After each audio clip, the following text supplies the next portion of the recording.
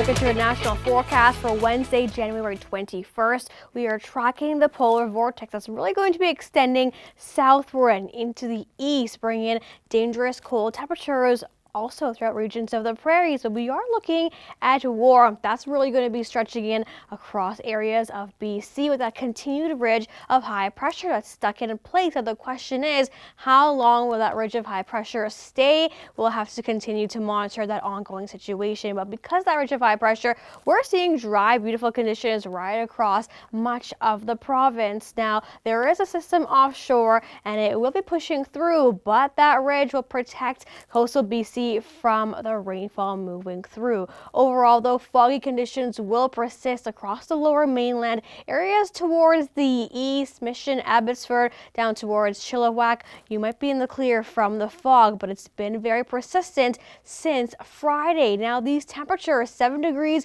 in Vancouver and Victoria, but temperatures into the teens, minus teens that is, for parts of the prairies, and it will get a lot more dangerously cold as we head into the next couple of days. A little bit of that frontal squall still remaining for Wednesday morning, clears out, some light snowfall in the forecast, and that's when we're going to be seeing that ridge of high pressure really just descending southward, bringing in that cold, frigid air towards the south. Let's take a look here at Thursday's temperatures. Look at the wind chills into the minus 30s, even the 40s. This is going to be your daytime highs. Alberta, not as cold as we're going to be seeing it across parts of Saskatchewan and Manitoba. Now, parts of the north, you are more so on the drier side because of that lobe of cold air really extending towards the south. Once again, temperatures in the north will also be into the mid-minus teens and 20s with wind chills close to the minus 40s. But the winds have really been roaring across parts of southern Ontario. For Thursday afternoon, they're really going to ramp up once again along the shores of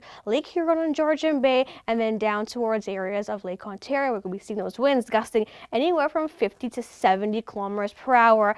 And of course, really going to be ushered in behind that colder air. Now, there is a system in place for Monday across southern Ontario, the lower Great Lakes region. Widespread light snow heads into parts of southern Montreal as well, really impacting areas along the St. Lawrence. Lower regions, though, light snow for the most part. A general 5 to 10 centimeters of snowfall, and that's where we're going to be tracking in some lake effect snow in behind it off of Georgian Bay and Lake Huron. Starts to ease as we head into Friday, which is going to be good news. But like I mentioned, from Windsor all the way up the 401 corridor to the nation's capital, 5 to 10 centimeters of snowfall.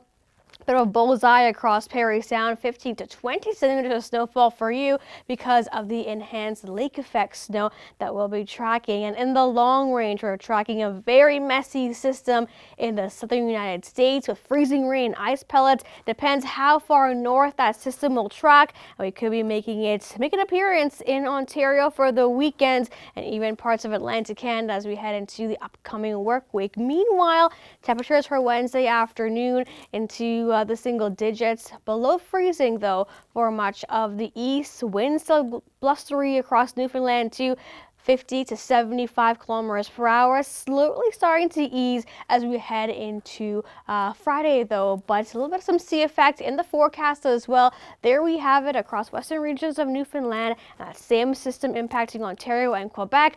We will see that as we head into Thursday across the Maritimes, down towards southern section coastal areas, a little bit of some light snow in the forecast for you, or rain rather, changing over to coastal sections, but we'll keep an eye on western regions of Newfoundland, the British coastline, where we're looking at more heavier snowfall.